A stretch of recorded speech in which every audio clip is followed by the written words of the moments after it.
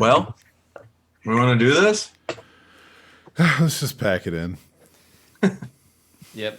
Let's get out of here. It was a good run.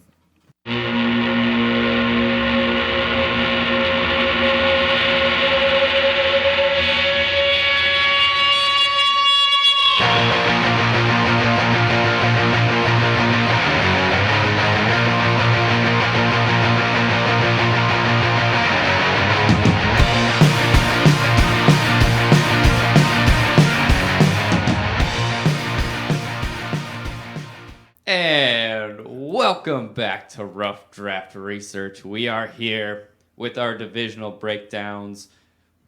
We covered a startup last week, but we're back to it.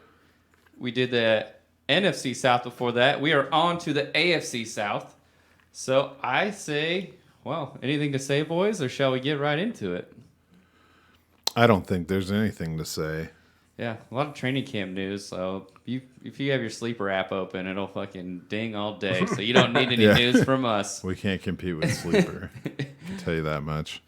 Well, let's dive into it, man. I'm gonna get started with the Tennessee Titans here. Do my my little coaches corner. We're gonna talk about Todd Downing, the offensive coordinator. Of course, Mark Vrabel, the coach. So we talked about him last year as his first year as the OC. So I'll just kind of review last year what I talked about. So 2016, talked about him as the QB coach in Oakland. That was the Raiders. It was the best year that Derek Carr ever had. He was promoted to the QB coach, from the QB coach to the OC. Pretty impressive. But the team goes 6-10, and aging Michael Crabtree, Derek Carr still goes to the Pro Bowl. Nice. Jack Del Rio is fired to bring in necklace. John Gruden, and then Downing starts his tight end coaching stint, hired by the Minnesota Vikings as a tight ends coach in the one season. Kyle Rudolph, Pro Bowl, posted second highest receptions on the team. Then switching positions to the tight end coach in Tennessee. In his first season, the tight ends played a pretty key role in the offense, totaling 76 receptions, 7 touchdowns as a group. Of course, we can probably credit that to the former tight ends coach, Arthur Smith. So I don't know. Say what you will. So 2020, still the tight ends coach with Arthur Smith as the reigning OC. We see A.J. Brown's targets go from 84 to 106 with a difference of 24 yards and 3 touchdowns. Corey Davis goes from 69 to 92, the difference of 300 yards and 3 touchdowns. Then we see Jonnu Smith and Delaney Walker targets go from 75 to 118, the difference of 181 yards and 6 touchdowns. Then we see Derrick Henry go from 300 carries to 378 carries with a difference of 487, and then he had 17 touchdowns instead of 16. So, going into next year, Arthur Smith obviously moves on to the Atlanta Falcons. So we got a first-year head coach or offensive coordinator in Todd Downing. The passing targets go from 468 to 522. Or the receptions go from 316 to 359, so more than the previous year, correct? Yeah. Tannehill goes from throwing 3,819 yards to 33 touchdowns to 3,734 and 21 touchdowns. So he throws 12 less touchdowns. And we also see, after throwing that many more targets, Anthony Fursker, who was the 4th highest in targets on the team with 53, from him going from 4th to 3rd with 42. So A.J. Brown misses 4 games. Derrick Henry misses 6 games. This team is not good without Derrick Henry. I don't care who the offensive coordinator is. So we can dive into what you guys think this roster is going to be, but convince me that this will be a good team without a healthy Derrick Henry. I don't know if it'll be a good team with a healthy Derrick Henry. True To be that. honest with you right now. It starts up front. The offensive line ranked middle of the league last year. Dead middle, 16th, but they're starting PFF's preseason rankings at 27th. So that line's not there. And you're asking for a lot of question marks. Like, if Derrick Henry's healthy, if Treylon Burks can come in and immediately be the Adrian Brown replacement. If Robert Woods returns from injury and is healthy, if Ryan Tannehill can keep playing behind a bad offensive line, like all these questions. And then you got Taylor Lewan, who they paid a big contract to, came back from an injury last year and just didn't look the same. Posted his worst grade of his career, according to PFF. And then you got Quisenberry on the right tackle side. He's playing well, but he's going to be 32. You got the two guards. Roger Saffold leaves. You're going to replace him with Jamarco Jones, who comes in with a 56.9 grade last year. And then Nate Davis was great in the run game, which helps out Derrick Henry, but he was awful in pass protection last year. So there's a bunch of red flags for this offensive line. But then the biggest one at all is that they didn't address it. Right. They didn't sign anybody. They didn't really draft anybody. They took Nicholas Petit-Fier in the 3rd round to play tackle. So maybe there's some help there. But I think the biggest thing here is you should have paid A.J. Brown and drafted an O-line. You already had what you want Treylon Burks to be in A.J. Brown. Just keep him. And I'm not a cap situation guy necessarily. So I don't know. Maybe they just literally couldn't. And if this is between a rock and a hard place situation, that fucking sucks for the Titans. But I think this offense has potential to be bad. Yep. So they have $11 million in cap space currently. So I think they probably could have worked something out. They could have figured something out. I think that was their biggest mistake. And I mean, sometimes bridges can be mended or whatever. Maybe A.J. Brown was just done. But I don't like it. I don't like the line. And you're relying a lot on a lot of unproven stuff in Tennessee. And I think there's a chance it could be good. Mike Vrabel's proven to already be a really good coach. This defense, which I'm sure we'll talk about later, has potential as well. But there's a lot of question marks that need to go right for this offense to be good, and I don't know if they get all of them. Yeah, it's going to be a little weird for this team. There's just a lot of new on this offense. So we can get into what this offensive situation is real quick. I would like to say 3 losses with Derrick Henry, 3 losses without Derrick Henry. So what up? And as a huge downer for all of our fantasy heads, all 4 of these teams were in the bottom 12 for passing yards last year. So it might get a little interesting when we try to find the excitement around this division. But all right, we're looking at this team. You've mentioned A.J. Brown is now gone. So our new additions in free agency, you got Robert Woods. Obviously, they drafted Treylon Burks. We're going to probably talk about him throughout the rest of our lives for whatever reason. And then you bring in Austin Hooper at the tight end position. So, and Hassan Haskins. I don't know if we're counting that as exciting, but so that's what we're looking at. It's a lot has changed since last year. So what do we think is going to happen? You're saying you're a little concerned about Derrick Henry's health? Anybody? Yeah, I mean, he came back, didn't look amazing. AJ? I agree. It's, anytime someone comes back with a metal plate in their leg, it tends to worry me, especially after the running back longevity episode. He may be a machine, but he is still human. Yeah. Derrick Henry with the foot injury. But someone on this offense has to pop, huh? So. Oh, here we go. So it's got to be somebody. I don't really know, man. Just say it. I'm just going to keep rolling. So we got Ryan Tannehill under center. He was the QB 12 last year, and he has been the QB 8 twice. So those are his best marks. We talk about how he lost, one of the best young pass catchers in the game, A.J. Brown. So what do we think is going to happen? Talk about his receiving options. We have Treylon Burks, right? The asthma tank. So they say his conditioning is on point. We know that he was pretty awesome with Arkansas, but there are a lot of question marks about the speed. And now we're hearing the durability as far as even being on a practice field is a problem. So obviously he played at a high caliber in college, so he is athletic. He is an athlete. He should be out there and should be fine. So you're looking at that.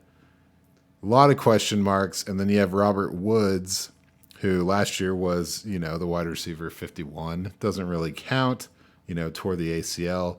But the prior 3 seasons before that, he was top 15. So it's age 30, coming off the ACL tear. And I'm, he's a player I want to get excited about on this team.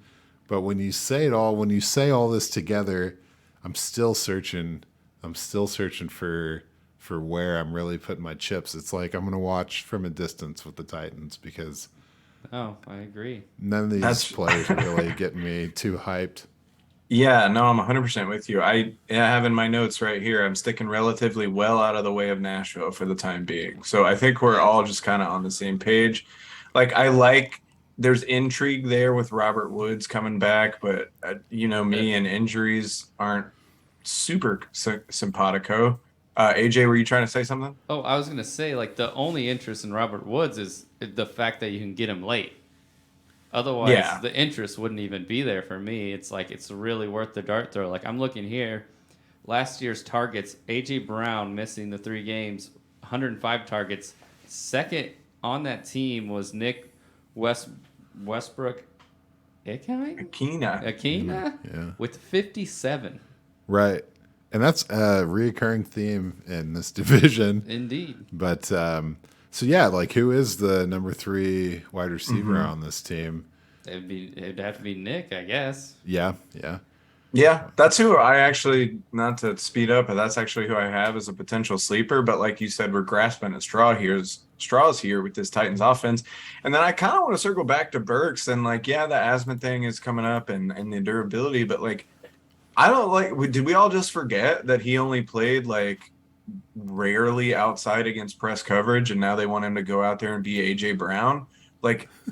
I know we're all penciling him in for the best rookie wide receiver situation, but I don't know, man. There's a chance this doesn't work right off rip. I like Burks' potential and his landing spot as far as how he needs to be used is perfect, but I don't know if this is right out the gates gonna work. You know what I mean? I don't think it will. Not right out of the gate. I think there's a huge transition. I actually think that they have a better option in the slot with Kyle Phillips. I mean, they're not there yet as a team, but I haven't got to Nashville yet. They still got a whistle and a clipboard waiting for me. That's not me sleeping on your idea. That's me calling the sleep. Oh, all right. Well, I just didn't know who the number 3 was, and I thought we'd talk about it. And it seems like we all have interesting perspectives on the situation. So yeah, let's continue the injury tour. We got Derrick Henry come back off the foot, and they drafted Hassan Haskins, right? Mm-hmm. So what's up? So when Henry went down last year, they kept the run game going. There wasn't an increased volume in the passing game. They made it work with a couple of different guys. And, Haskins comes in. He's a big guy, 220. He had a bunch of monster games last year, a 5-touchdown game in there, 20 touchdowns on the season. And he's big, man. He's ready to take the heat. If Derrick Henry needs to, be on a snap count or if he misses time at all or if he just can't come back, I think we have a guy that could easily stand in as a starting running back in the NFL as a, patch the hole or whatever. 100%. I'm with you. We just had another draft for a Dynasty startup, and I really, really wanted Hassan Haskins. Would have taken him. I had some other reasons I didn't, but I was very jealous of the guy that got him because I'm right there with you. He can just kind of slide right in. I'm not saying he'll put up Derrick Henry numbers, but he'll put up numbers for you. And I think it was a really good pick by the Titans, to be honest. They had a good draft despite having a kind of an overall poor offseason, in my opinion. Yeah, they did have a poor offseason. Yeah, and what they say, it's a big deal, right? An Ohio State head coach drafting a Michigan running back, especially after that 5-touchdown game against the Buckeyes. Yeah, that's true. So, he was watching that game. But so yeah, there's a lot of excitement around the youth here. And then finally is it Austin Hooper time again? Dude, can I just show you my notes right there? The Sure. very last thing I wrote just says Hooper time? Hooper Mark. time. Hey, the Hooper Scooper is in the house. What did I call? I gave him a nickname. Oh, Double Dribble. This is Hooper. Anyway, so he's coming off the tight end 25 season, which pretty much means he wasn't on a roster fantasy wise. But he was a 2-time tight end 6 when he was with Atlanta back in the day. It's interesting to note, he was leading the team in red zone numbers in those years as far as targets, but he also was getting red zone looks in Cleveland. They just didn't give him the volume he needed to be successful. So there's also just like a 3 tight end carousel with Harrison Bryant and David Njoku. So I don't know why they paid him money. So, yeah, it's stupid. I mean, it's life. I don't get it with this tight end. I don't understand the tight end game in the NFL. Yeah. But apparently it's that hard to find a talented guy at the position. So just give him money and hope it works out. Or give a bunch of guys a bunch of money and hope something happens. But so now I'm looking for a tight end relevant or a fantasy relevant tight end in Tennessee. And that's kind of hard for me, man. I know we all went through like the Anthony Ferkshire, it's like gotta be a thing. And then you got the Jonnu Smith truthers who are like, man, Jonnu's the guy. But like, let's talk about Jonnu. And his best season was the tight end 16 with Tennessee. And that was an 8 touchdown season. Yeah. So it was not off of volume, which is what Austin Hooper needed to be a relevant tight end. So I'm not super hot on this, but not either. AJ Brown is gone, and that's why I go back to what I was saying before. Someone on this offense is going to pop. Is it going to be fucking Hassan Haskins and Kyle Phillips, or what are we talking about? For those of you guys who don't know, UCLA wide receiver, pretty feisty little dude, can get it done. We'll see what happens. His name's Kyle, which tells you enough. Well, and I mean, like I was saying earlier, I mean, we all want to write off Westbrook-Akina there, but I mean, first of all, hats off to the guy. He was an undrafted free agent, and now he might be the number 3 guy, and he's behind a rookie and a guy coming off an injury. Like, he had 57 targets last year. He's worked with Ryan Tannehill for 3 years. 66.7% catch rate last season. Like, he's a nice little sleeper. He may just by sheer being the guy there that Ryan Tannehill knows and that he's used to, he could end up getting numbers just by that. I don't think he's going to win your league or anything, but he could be a little waiver pickup later on down the year. Yeah. Yeah. Get him early, sell him as a hype piece. Get me a pass catcher in Tennessee. Ooh. Yeah, I mean, damn, man. Hey, I wouldn't have brought his name up if we weren't specifically having to stick to the Titans. If they had an open offense like San Francisco or whatever, I would rope somebody else in, but they don't. They're in New Orleans. South. They don't fuck around with that kind of stuff. That's true. An open offense. Oh, like walk-ons or doing tryouts? That's hilarious. Okay, well, should we do a little bit of defensive conversation about the Titans then? Yeah, for sure. I mean, Titans defense, obviously that's where Vrabel is kind of at as a coach. And they have pieces. Their pass rush just needs to get better. Bud Dupree coming off the injury from the Steelers. Hopefully he can bounce back and be better than he was this year. He wasn't bad. He's just kind of up and down or whatever. But the rush defense and the secondary is what made them a top 10 defense, according to PFF last year. And now they could get Caleb Farley back to boost that. I think they have a lot of boom or bust potential, but the back end of this defense and then the guys up front immediately on the defensive line look pretty good. Absolutely, man. I was glad to see they got the cornerback right there, so they're just keeping it going with the secondary being badass. And I like Zach Cunningham coming over from Houston. I think it's going to add in the linebacker room as well. So I think they're doing it right. I think you're right. I think that they showed that they can rely on the defense after Derrick Henry did get injured. Mm-hmm. And so it's got a lot more continuity to it than the offense. And yeah, I think 100%. If this team avoids a really bad season, it's going to be off the back of Mike Vrabel first, and then be the defense, 100%. Yeah. Is he on the hot seat? Is he still pissed? I can't believe they got rid of A.J. Brown, and I don't think he still can't believe. He's like, this is what we were doing? Yeah. Like, this guy can't even fucking breathe, man. I don't think he's in the hot seat. He's made the playoffs too many times. Like, you couldn't dump him right after one bad season when you traded his best weapon away. That's that'd true. Be fucked up. Yeah. They did have like the bye week best record in the AFC last year. So yeah, like Vrabel's proven that he's a good coach. Like, he's the last person that should be out of there. I guess what I'm saying is I don't know what they're doing. Oh, that's fair. I agree with that. But it would even more so be like, I don't know what you're doing if you fired Vrabel. Oh, yeah. Well, that shit happens though, man. Yeah, no, for sure. But that'd be a dark day in Titans history, I think. Yeah, then again. I remember when that happened to Doug Peterson. That was crazy, huh? Oh, nice transition. Wasn't ready for that, but that was pretty good.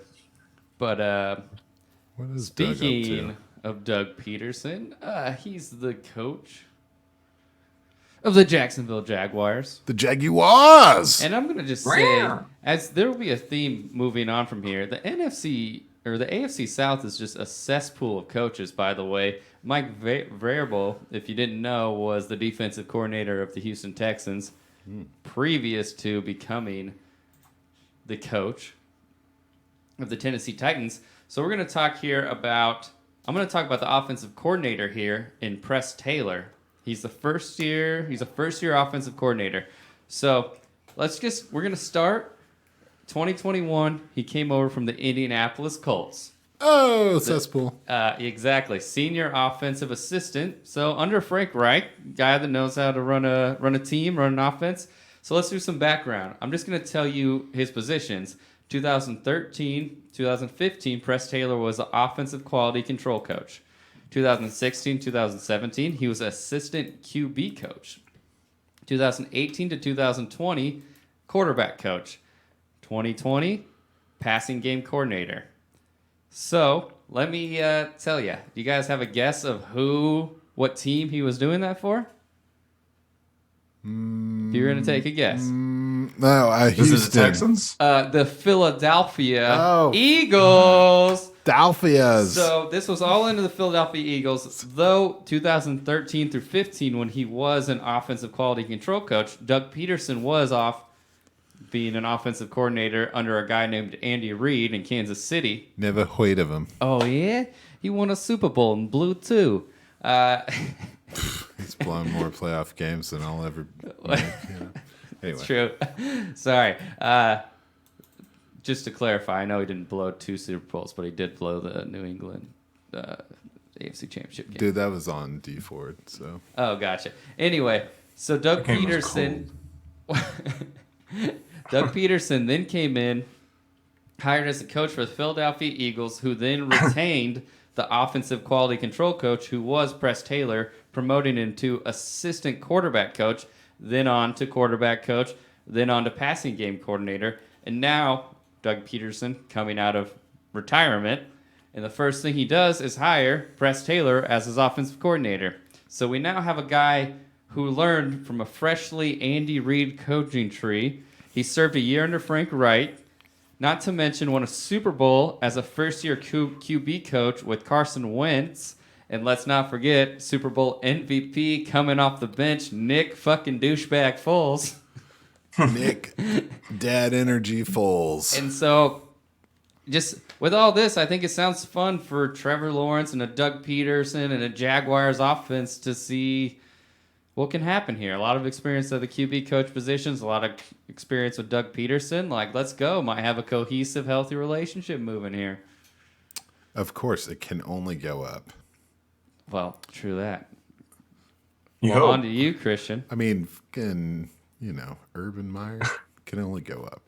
Can only go up. Oh yeah, 100%. Doug Peterson is a huge upgrade, and hopefully he helps out this line. They were ranked 24th last season at the end. They start this year's preseason rankings at 26th. Again, though, never overestimate the scheme having a big factor in this. So hopefully Peterson can kind of structure an offense that works a little better, because they didn't really change the offensive line that much. They lost their best player, Brandon Linder, to retirement. That was their center. They brought in Brandon Sheriff, which was a good addition there. He could help out the middle of that line there. But really, it's the tackles. They're still rolling out Cam Robinson and Jawan Taylor, neither of them which topped a 70 grade this past season. Taylor hasn't shown signs of improvement over his last 3 seasons. You never know. Who knows? He maybe could, but he's never been over a 63 rating in his first 3 seasons. It's just not a very good look. So from that angle, like, I don't love it. You didn't really do anything. You didn't really address that in the draft either.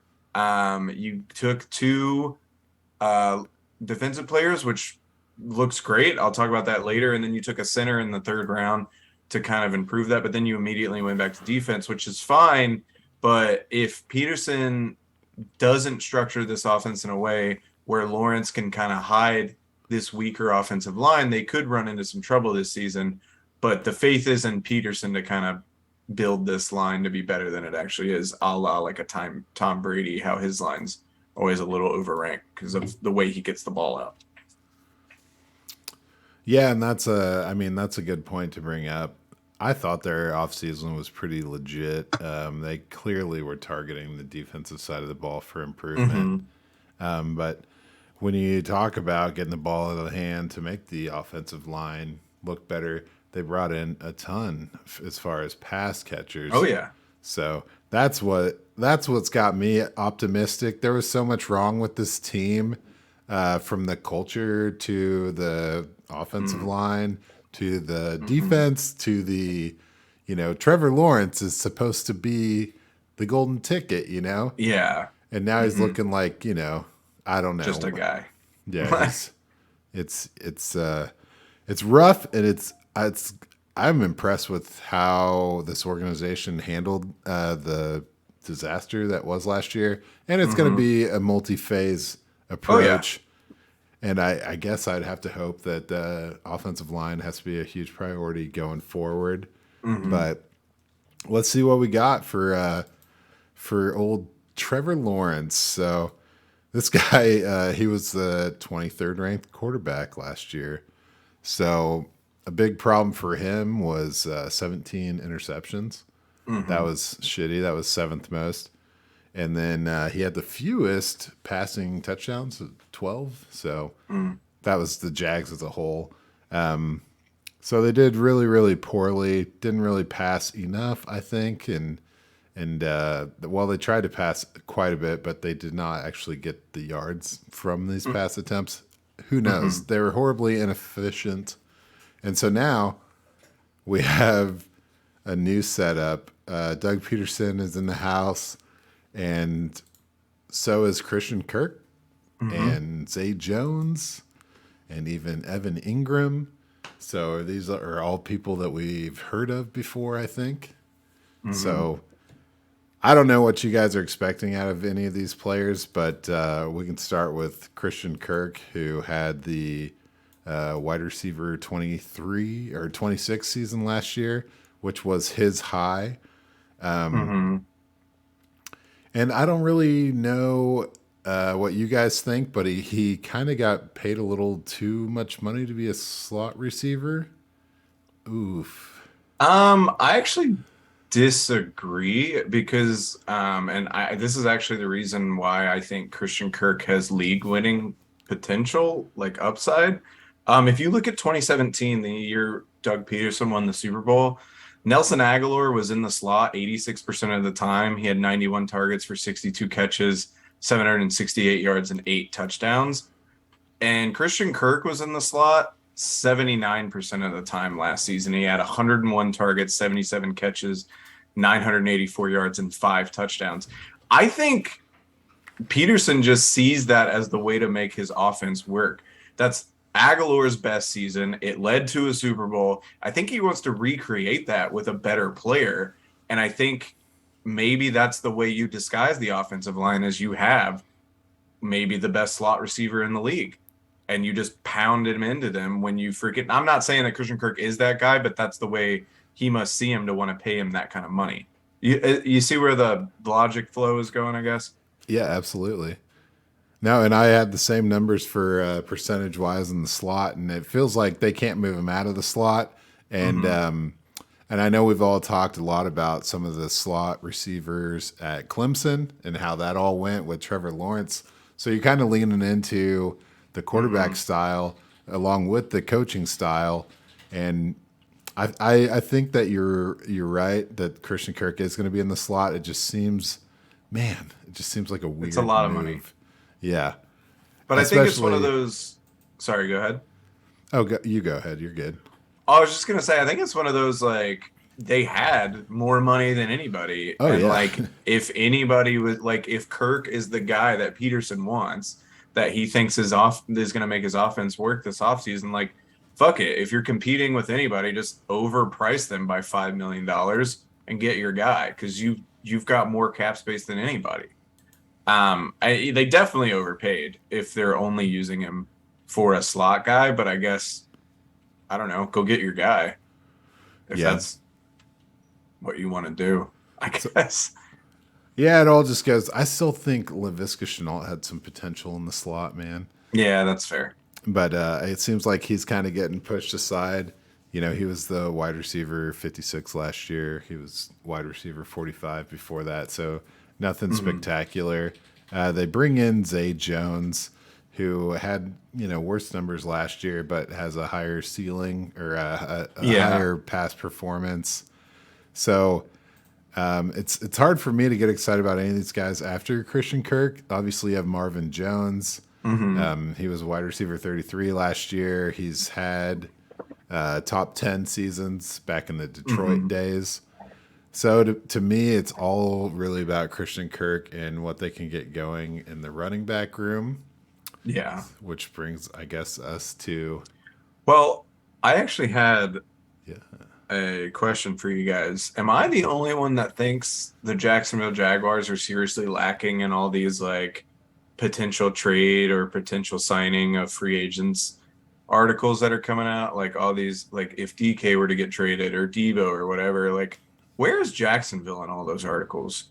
A team that has money and a clear need for a top dog at receiver. Like, I'm not gonna be that shocked if all of a sudden before the season starts, Jacksonville were to make a move at receiver. It wouldn't shock me that much, and I just want to see where you guys feel about that. I feel like it's too much at once. Yeah, I feel like you got to kind of trust the process. I mean, Marvin Jones is an older gentleman, right? But he's still successful and extremely consistent. They bring in Zay Jones, who they paid more money to than I probably would have. Yeah, that's fair, I guess. So yeah, it's up to $30 million on a 3-year deal, and then obviously we've talked about Christian Kirk. So, how much money are you willing to invest long term? I guess that's fair, but yeah. I mean, it would help the team, but not as much as I don't know, getting offensive lineman. Yeah, Yes. I don't know what's going on with Orlando Brown. You could probably get him over there, right? Yeah, that would be the move. Yeah. Jeez. But I see where your head's at, but I just feel like they got to let the dust settle, man. You got to see. Yeah, what that's you fair. have. I like that. Makes sense. But speaking of what you have, I mean, you already have a running back you could slot out in the slot too, right? If you needed to, with Travis Etienne. Let's go. Super duper Clemson teammate energy. Burrow and Chase, you heard of him? He's extremely fresh, off of that rookie year. where he had no touches. He's extremely fresh. He's ready to rock. He's 100% healthy, right? So here we go. I don't know if you got anything to say about him. You just reached for him in the startup draft. PPR, man. Teammates. You already said it, man. What more is there to say? I mean, his foot's James hurt. Robinson, Snoop Connor. No. Even though he was undrafted. Ain't that right, Christian? James Robinson. Snoop Connor. Oh, this is what we're doing? All right. I'm just playing. Now I'm having fun with y'all. So you bring it up. Obviously, Travis Etienne has a huge amount of potential. He's got the opportunity now with James Robinson is healthy, might start the season healthy, ready to roll. But he's going to be the number one guy. They still have that first-round draft capital, even if it's not really the same team that, the same organization that drafted him. They're going to give him the opportunity. But James Robinson, I think, is amazing, and he's a good one, too. We've seen Doug Peterson throughout history. He's never had a 1,000-yard rusher on his team. He's always adding in, even when Miles Sanders was hitting it with his 800-yard seasons, there was always like Boston Scott was in there, or they went after Jordan Howard and put him in there. So you see how he wants to use two backs, and why wouldn't you when you've got a guy that was free that's not coming back, well, likely not coming back. It's the last year of the undrafted free agent 3-year contract for James Robinson. And so, get some miles on those tires. And I think James Robinson's kind of a sneaky guy to keep an eye on. I tried to pick him up in a few places before. I assumed he'd be healthy, but I was trying to see if anyone was scared out there. People aren't that scared, which doesn't really play into my hand very well. Yep. It's too bad. No, I'm with you. I think this has a potential to be a really exciting dual RB room, which has proven to work in the NFL and also not hurt that bad in fantasy. I think people get scared of running back by committees way too much. So I'm into both these guys. Maybe not Etienne at the asking price. We got people like AJ going for him, and I'll let them spend that price on him, and it could work out. It could work out tremendously. I'm just not willing to take that risk. But I like both these guys, and I think it's going to help Lawrence, kind of settle in and have these guys and a Kirk-like option for safety. And then, if you can find a way to work Evan Ingram in there, Doug Peterson's proven he likes his tight end. So it seems like he's trying to build a safety area around Trevor Lawrence to get rid of the ball, which will help the offensive line as well. Hell yeah, which is why he doesn't need any weird energy off of these quasi-holdout wide receivers. That's fair. You're right. But I just think, what they say, a rising tide lifts all boats. They just need more passing touchdowns. 12 isn't going to cut it. You're not going to win games. God, no.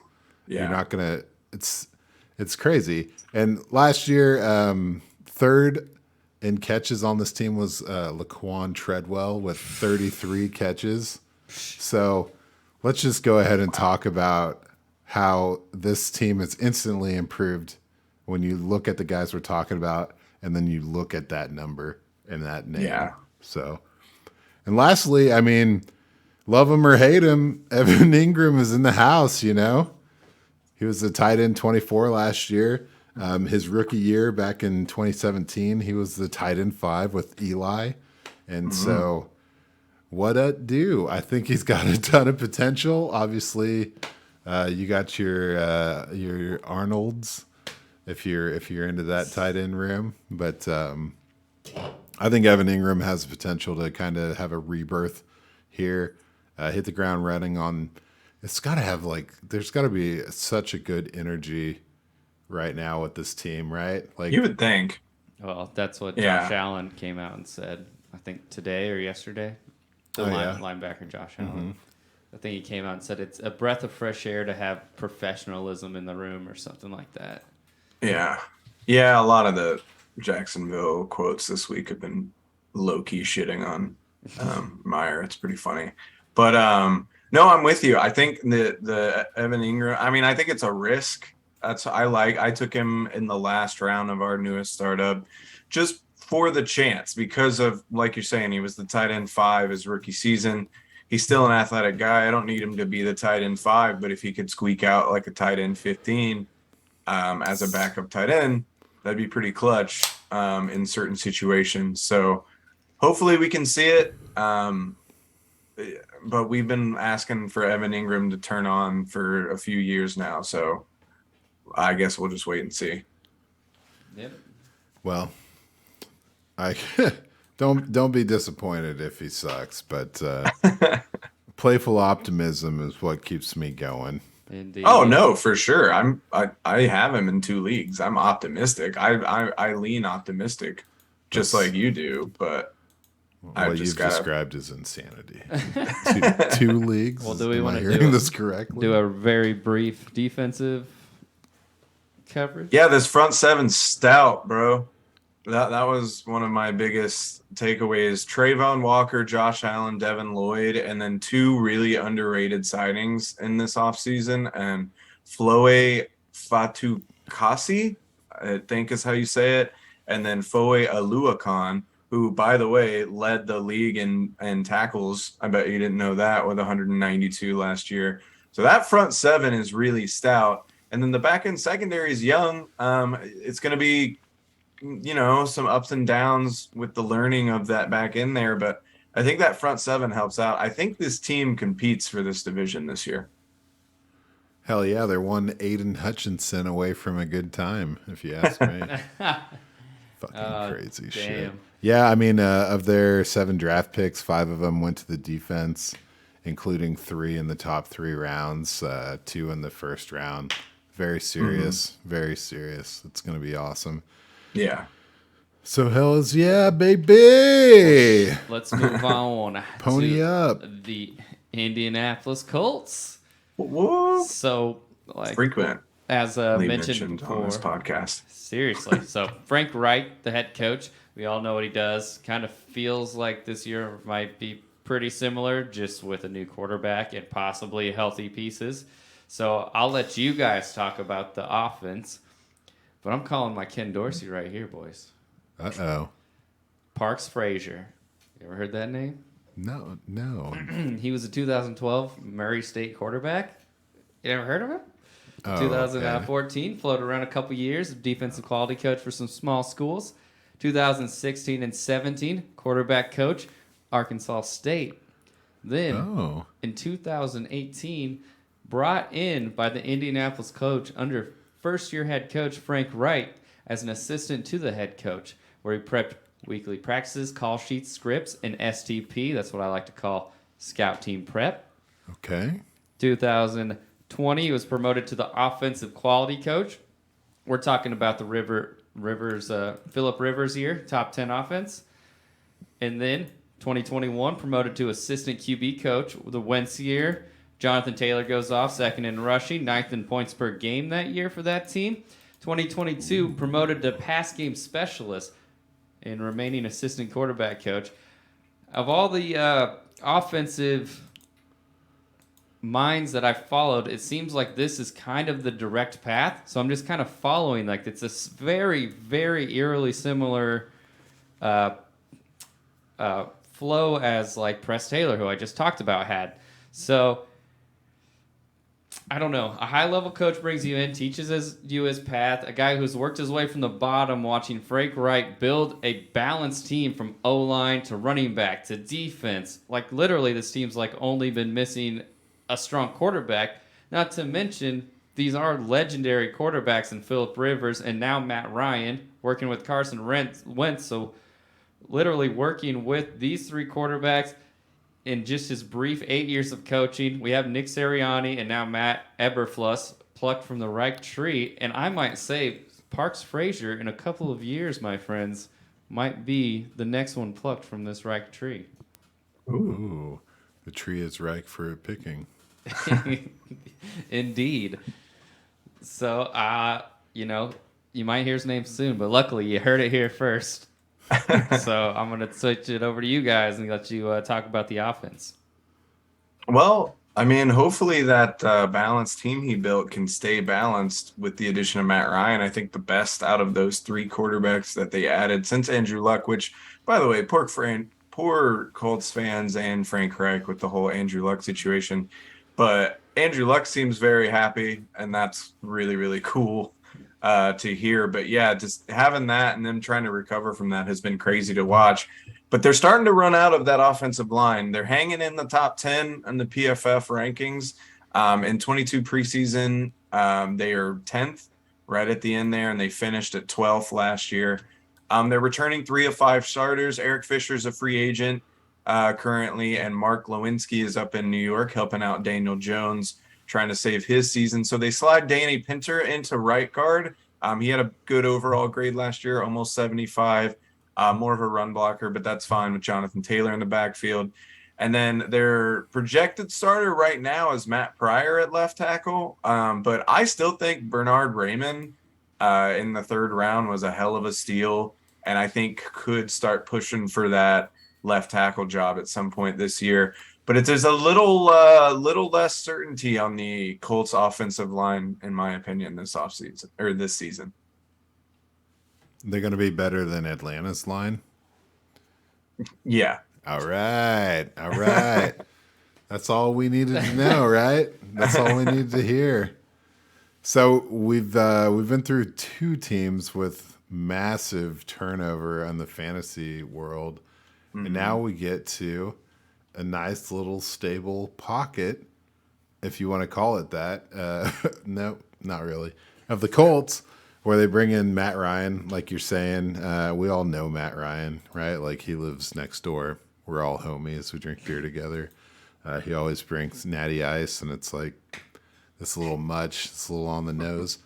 But he's coming off of I guess you could call a weaker season for him. Quarterback 20. He's been up there at the quarterback 2 twice. You know, this guy's seen some action. Lost the Super Bowl once to the Patriots. That was hilarious. And so now he's gonna come into this team that just seems like one player away, can never really get there. But he's the best they've ever thrown in this situation. For sure. So I'm ready for him to go nuclear or whatever they do, Super Saiyan, if you will. But a big part of that for me is Michael Pittman. So we know he's coming off that wide receiver 17 performance, and it feels unreal. Like, I look at the numbers and I'm like, how is he only 17? You know, he had 5 games over 20 fantasy points, and he's just coming out there kicking ass. And I think that this year he could probably take a huge step forward with a quality quarterback. And another thing is, Jonathan Taylor had 20 touchdowns last year. Let's keep it real. The chance of that repeating probably lower. So the chances of Michael Pittman going from 6 touchdowns up to the 10 range, you know, getting a little more of that red zone love is pretty high. I think he's a locked in wide receiver 1. You know, kind of kicking myself for piddling around in that recent startup draft we keep referring to. Christian did not mess around, and he struck while the iron was hot, cleaning up in the 5th round with Michael Pittman right there. So I'm pretty stoked about him. No, I'm 100% with you. I mean, if you've been listening to the podcast, you already heard me rave about Matt Ryan and his distribution skills and how he always has a true number 1 that has 1,000 yards. Well, Pittman just broke over 1,000 yards. I think he's going to demolish that again. And then, like you're saying, the touchdowns were on the low end. I think you could see double-digit touchdowns easily. Yeah, I'm with you. Matt Ryan's going to have a guy be his number 1, and Pittman is the clear answer there. I think he goes, 1,300 yards, double-digit touchdowns, easy. Ooh, boy. Yep, that's spicy right there. That's sexy. Ooh. No one's going to argue with you unless they're crazy. And I am crazy, but I'm not going to take this opportunity to demonstrate it. Instead, I'm going to talk about a couple of the other pass game options. Mm-hmm. They say Paris Campbell is healthy.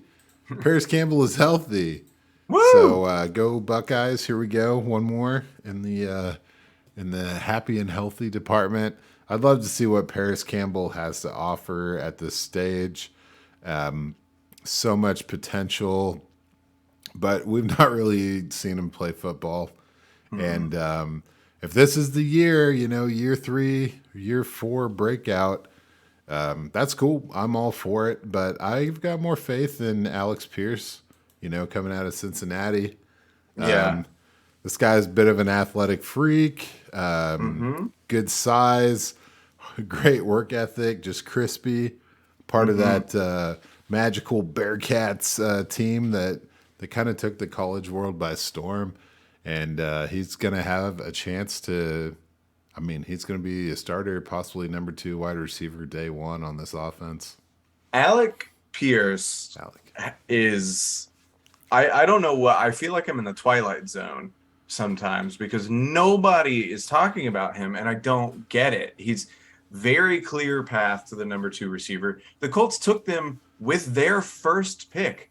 So they clearly wanted to address the receiver position, and that's the guy they went for.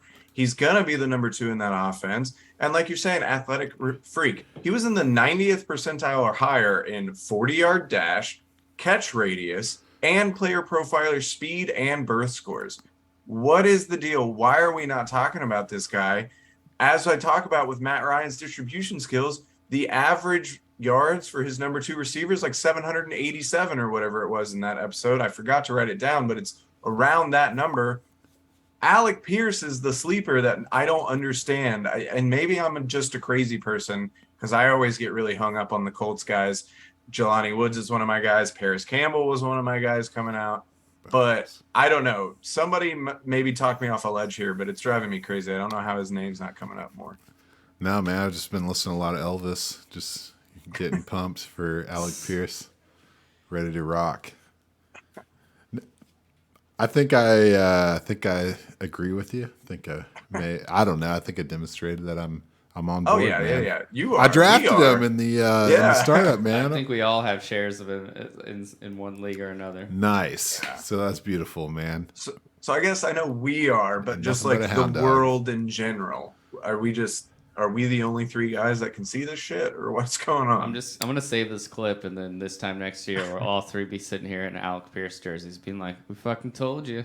AP, new AP in the house.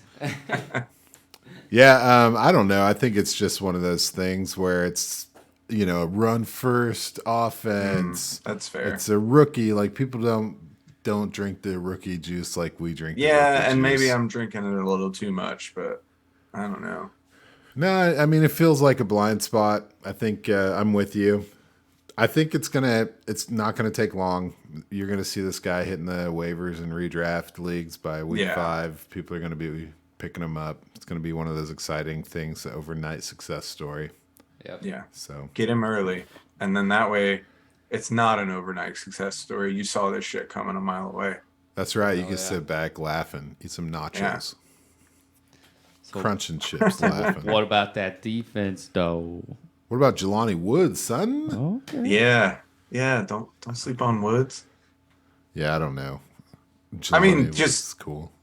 He's a potential day 1 starter. I don't know for sure, but like you're telling me there's not a universe in which he can beat Mo Alley Cox for starting time. Like, I don't know. I think he's worth keeping an eye on. And if he explodes, Matt Ryan gets tight ends the balls too. And like Frank Reich was on that Eagles team too. He's seen what a tight end can do, an explosive tight end. I think he's just worth keeping an eye on because I just don't think Mo Alley Cox is the guy there. And I think if Pittman and if Woods jumps off, and again, he was their second pick. It's not like they got Woods late and I'm expecting him to slide in. He was their 3rd round draft choice. I don't know. Yeah, it's going to be awesome, man. Frank Wright was there, the Eagles, right? That was Zach Ertz all the way. So, I don't know. I don't know what I'm doing. Trying to make a Doug Peterson, Evan Ingram, Zach Ertz reference. It's not going to work. I do gotta say a thing real quick about Naheem Hines. Mm-hmm. And we haven't even talked about Jonathan Taylor. I have one thing to say about Jonathan Taylor. If it ain't broke, don't fucking fuck with it, man. Mm-hmm. What are you doing? That's going to be just fine. Right? Okay. Yeah. Jonathan Taylor. How about Naheem Hines, man? He's had a couple of good years. He was the RB 49 last year. He's had a high of 15, and a lot of his work just wasn't there. Let's see, Lost 20 last year, targets. yeah, Hines 57. Hines 57 was the targets, and the same pork chops. So that ain't tasty. A big part of that, I think, can be addressed by the Matt Ryan and his ability to kind of support a pass catching running back as a supplementary back. He's done that before. Another thing is he didn't actually have the rush attempts. Like that was a big missing part of his world last year. And when he was 15th, he had Phillip Rivers, right? And then Carson Wentz comes in, rush attempts, triple what Phillip Rivers was doing. So Naheem Hines, that ate directly into his role because those weren't coming from Jonathan Taylor necessarily. Yeah. So you give him more of a pocket quarterback, and I think you have more of a chance for Naheem Hines to come in and not be the running back 15 again. But Yeah. I think he's flex worthy, top 30 guy. So Yeah. I just want to Absolutely. give a little love. No, I'm a big Hines fan. I got it. I think in 3 dynasty leagues for that exact reason. A PPR league when you need somebody to start because of injuries or bye weeks or whatever. Hines is one of those guys locked and loaded. He could get you 20 points, but he's probably going to get you 10, and you can just be safe with him. I've always really liked Hines as a player. And like you're saying, 57 targets last year as opposed to 76 in 2020. Like Matt Ryan's going to help him out there. And I think the offense is just going to be more effective overall. Hell yeah, maybe they'll make the playoffs or something. Fuck. Defensively, Uh, not it's really. Yeah, there's nothing crazy. They didn't do a lot of changes. Trading for Yannick Ngakoue could be interesting. I look for Kwity Paye for a possible big sophomore jump, I think. And I like Stephon Gilmore as like a depth piece, not to be the guy. But the Colts defense was ranked 7th by PFF last season. I see them being around there. They brought back a lot of the same players. And now that Darius Leonard wants us all to call him Shaquille Leonard, I think that is a cooler name. And now he's going to go to the Hall of Fame. Quote Craig Rosenthal on that tweet. So not to steal his joke, but I agree with him. I think that's a better name. It gives him a little more attitude. So Shaquille Leonard's going to lead this defense to probably being around the top 10 again. I don't see why not. Hell yeah, baby. Well, let's just roll with it then. Why don't we head on down to Houston? Pony up for the Texans? No, I don't know. There's a song I like called Houston. It's all about the train to Houston. Doesn't matter. You want to sing it for us? No, it's female vocalist. Man, you can do female vocals. I can't. No, it's a It's 2022. Yeah, dude. All right. Listen, Come on now. monotone can't do any kind of vocals.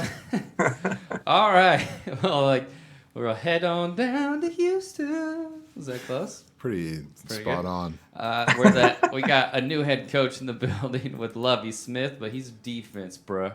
I want to talk about my main man, the new offensive coordinator, Pep Hamilton. Hamilton. This dude's been coaching since Sounds like a NASCAR driver. He probably could do that too. That's how impressive this guy is, man. Uh-oh. He's been coaching since 1997, but let's skip all that to 2011, 2012. In 2012, he was the offensive coordinator and quarterback coach for a college team called Stanford. Oh. Oh, I said Stanford? You know, the same year as the greatest quarterback prospect of our generation, the offensive coordinator for Andrew Luck, when he threw for 3,500 yards and 37 touchdowns in college. Wow. The dude was drafted by the Indianapolis Colts You know who became the offensive coordinator of the Indianapolis Colts in 2013? Pep Hamilton. Yep. Oh, yeah. I'm telling you. That's where he coached. He took over Bruce Arians' job and then coached the great prospect that just got drafted. So we're talking about Andrew Luck in the T.Y. Hilton. Q Christian. T.Y. The 139 target. Over 1,000 yards, 5 touchdowns. Also, Colby Fleemer that year, the tight end, had 87 targets, 608 yards, and 4 touchdowns, being the second leading guy on that team. Okay. So then the second year with Andrew Luck and Pep Hamilton as a combo, Andrew Luck threw for 4,700 yards and 40 touchdowns. That was the T.Y. Hilton, Reggie Wayne. They combined for 247 targets and 2,100 yards. Colby Fleener, by the way, 92 targets, 774 yards, and 8 touchdowns as a tight end. He shot his shots to go be an associate head coach of the offense of Cleveland, sharing the helm with Hugh Jackson. But as we all know, he got paid to lose games, so you can't count it. Yeah, well, he did a bad job. 2017 to 20, he ended up doing a college stint coaching the Michigan Wolverines and then becoming the head coach and GM for the DC Defenders. In 2020, though, the dude comes back to the NFL as a quarterbacks coach. Just guess who? Colts? The LA Chargers, where he coaches Justin Herbert to a 4,300-yard, 31 touchdown season, where Keenan Allen goes for 147 targets, 992 yards, and then the second leading targets on that team, guess who? Hunter Henry. Oh, how did they do in the playoffs? I don't know. Ask Anthony Lynn that. Boom. Oh. Mic drops. And then in 2021, he is hired as the passing game coordinator and quarterback coach under David Culley for the Houston Texans, where they drafted Davis Mills, who may not have had the most impressive, but out of all the rookie quarterbacks, the most impressive. He went to Stanford. And he went to Stanford. But also, that's 2020 and 2021, where he put his golden touch on the top-rated quarterback in the draft class.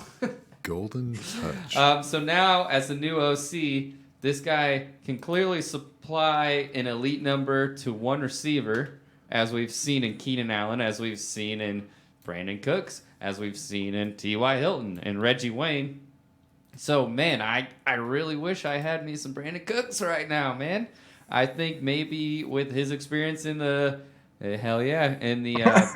quarterback game, I think maybe I wouldn't be surprised if we saw maybe a little uptick here from old Davis Mills, and maybe even a little upgrades to the offensive line might help. And I thought Christian could help me with that. Oh, yeah. No, I'm 100% with you. I think Davis Mills showed flashes last year, and I think an improved offensive line is going to help him. They finished the season ranked 29th last year. They're ranked preseason 22nd. So a big jump there. If you're wondering why the jump, 11 different players took snaps on the offensive line for them last season. They didn't have Laramie Tunsil for a lot of that year. So they're getting Laramie Tunsil back. They selected Kenyon Green late in the first round, or not late, but like their second pick of the first round. That gives them the ability and flexibility to send Titus Howard back outside to right tackle, which is where he's been kind of better for his whole career anytime he has to bounce around. So I think the line gets a little better, a little more stability there. Davis Mills can kind of take a little more time, sit there for the year. And, I kind of think this team might be a little better than people expect them to be. I don't think they're going to be good necessarily. I think their ceiling is pretty defined, but I do think they could surprise some people, and this line could push into the teens by the end of the year ranking. Yeah, I'd see that. I could see that.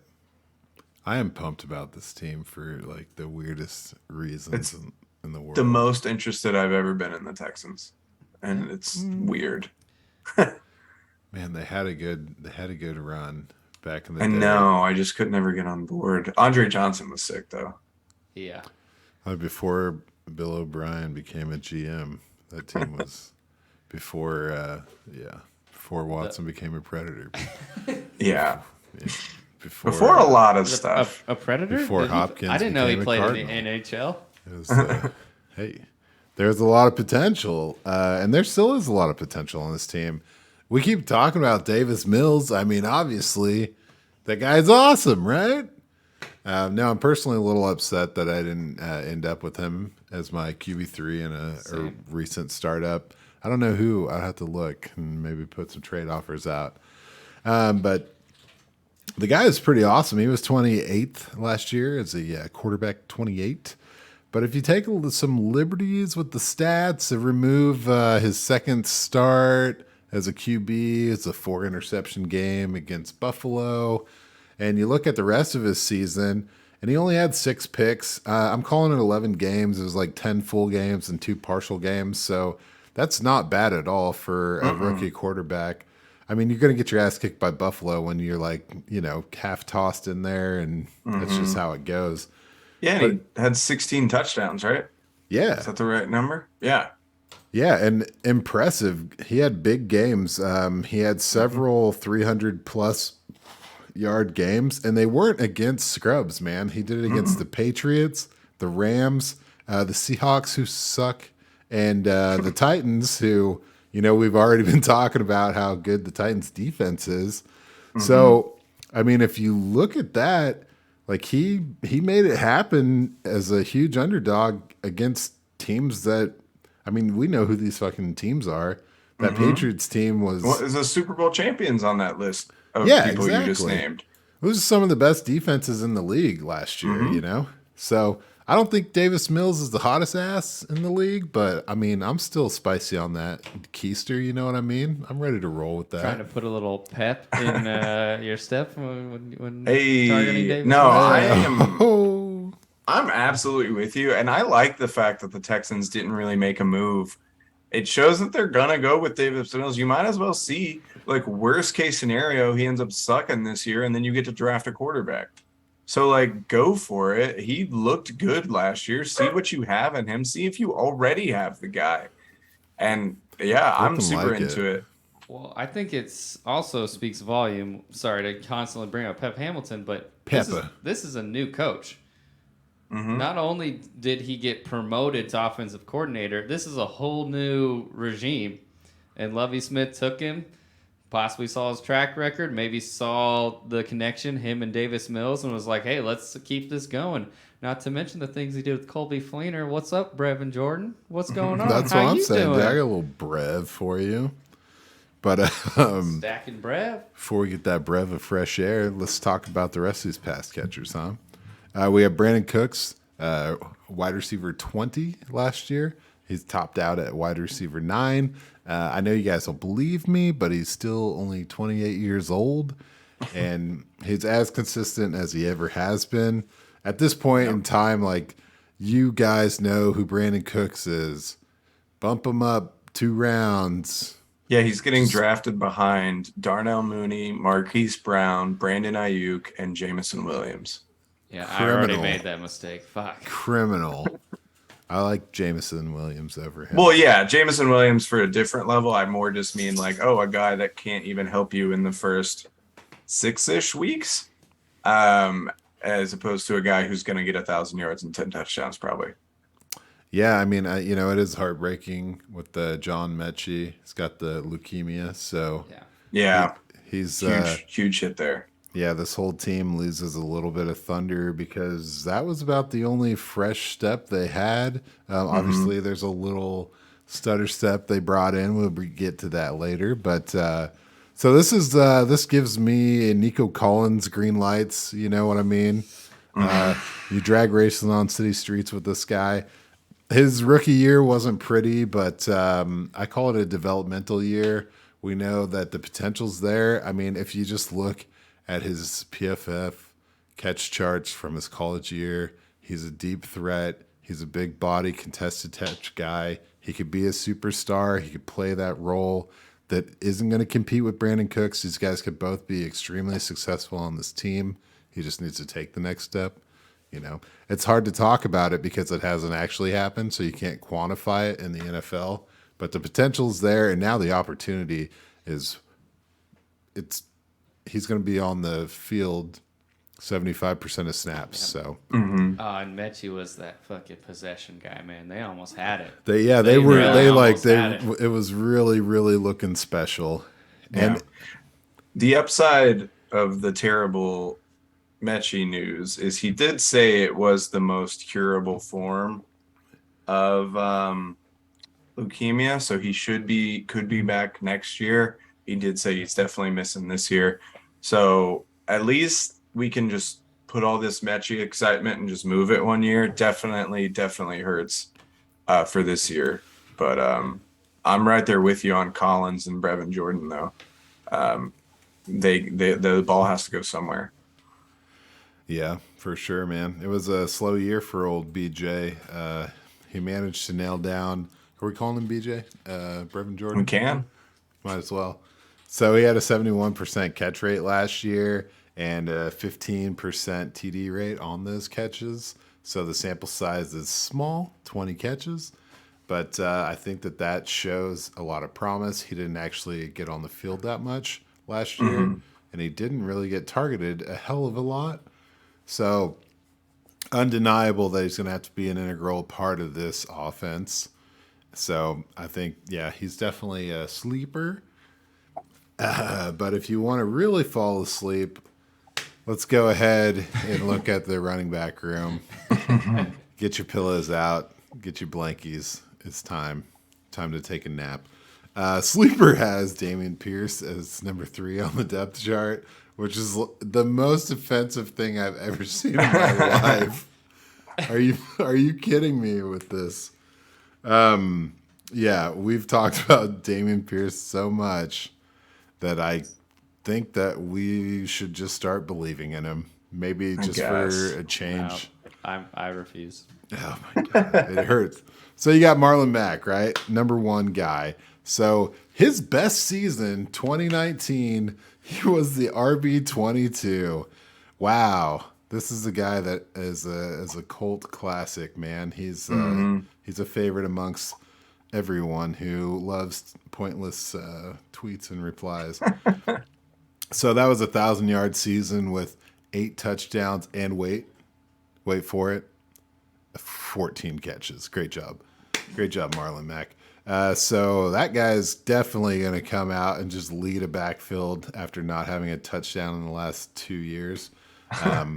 But yeah, you know what up? It's all good. Maybe Rex Burkhead. He's in his 30s, you know. Oh my God, his best season was RB 39 in 2017, and yeah, he got a lot of action last year with the Texans. Mustered at 3.5 yards per carry average, and 3 touchdowns on like over 100 carries. So awesome. It's just bad. It's bad. So I guess Dameon Pierce is gonna lead this team in rushing, perhaps, which is cool because this team last year was dead last in rushing yards and tied for last in rushing touchdowns with 8. So nice. What, like Sam Darnold was probably right there with that many touchdowns as the entire Texans. So, don't get excited about it. I can't wait. Bijan Robinson in the house, 2023. Baby. It's going to be looking solid. I thought you were going to say Kareem Hunt traded, Yeah, week there you 4. go. How many years have we been talking about Kareem Hunt going to the Texans, you know? Too many. Maybe it happens. Help Nick Chubb out too. I'm there. Yeah, that would be cool. So that's it. I mean, dust the crust, break the rust, fantasy graveyard. Yeah, I don't have a ton. I mean, Cooks is there, but there's no like league winning potential in my opinion here. It's just kind of like guys that can definitely help your roster in Cooks and Collins and Jordan, and then a potential plug in randomly Pierce. But yeah, not a ton of stuff here. No love for the second guy on the RB depth chart, Rex Burkhead. Yeah. Yeah. He's the shit. What about the defense? They did what they had to do. Could be interesting. Could be up and down, but they have some young, interesting talent. Obviously, Stingley Jr. and then in the first round, and then Petrie though at the top of the second round is a talented player in his own right at safety. And then they've got a good little pass rusher there, young guy Jonathan Greenard. He had a pass rush grade of 89.2 by PFF last season. He's only 25. They've got some pieces, and this is what I mean, where I think the Texans could be a little better than people think. I think if the offensive line improves a little bit, like I think it will, and then the defense can be better with obvious talent, just inexperience, I guess. Yeah, they need to gel. So we'll see. They got Steven Nelson in the cornerback room. That might help. Derek Stingley. After being 32nd last year in the secondary. Still got the thing with the Texans that really just explains it is they don't make big money moves in free agency. They're trying to go through the draft, but their dead money for non-rostered players is like $52 million. Like they're working through some bad Bill Decisions. O'Brien GM money decisions. Yeah. And they're you know what I mean? They're on a shoestring budget and they're trying to make it work and they're doing decent. So yeah, obviously once you clear some cash out, they're going to start making some heavy moves. You know, they could be the Jags of the future. There you go. Getting in there. So just give them some money. Those are some big shoes to fill, huh? The more we do this, the more I'm trying to figure out like which team's going to be absolutely horrible next year because besides the Seahawks, I don't really know. It's looking like, well, the Bears. Yeah, the Bears. Besides the Seahawks and the Bears, it's like who's going to be absolute garbage because the rest of these teams kind of all have a chance, you know? Yeah. Giants. I think that's I don't know. This is one of the more intriguing league years I can remember. I'm pretty excited, and I think that's showing when we do this. Yeah. Finding ways to get excited about all these teams. I think there's going to be some turnover of like the perennial muck. It's going to get a little stirred up, man. Yeah. I agree. I'm excited, but Ooh, this may be Washington. the worst division in football. So glad Maybe. we're done with it. Yeah. Speaking of which, who are we doing next week, fellas? Got to be some NFC division, huh? Yep. I can check the calendar. We just roll with the West, you know? There's a little bit of news in the let's West. do the West. Yeah, let's do the NFC West. We'll come back next week, man. Get with us as we talk about Kyler's iPad, shit like that. And Kyle Shanahan's trickster ways. Oh, yeah. Ooh. Yeah. All we Doesn't did like to was show his mortgage our future, and I guess this guy's the guy. It's like that guy that like lifts his cards up at the poker table and like everybody saw it and he's just like all in. Fuck.